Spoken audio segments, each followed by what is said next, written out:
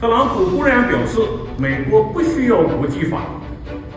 个人的意识就可以决定别国的命运，实力可以解决一切问题。这就是美国主宰世界的逻辑。世界别无选择，只有一条路可走，那就是团结合作，维护共同利益，旗帜鲜明地反对霸权主义和强权政治，始终不渝地坚持国际关系的基本准则，坚持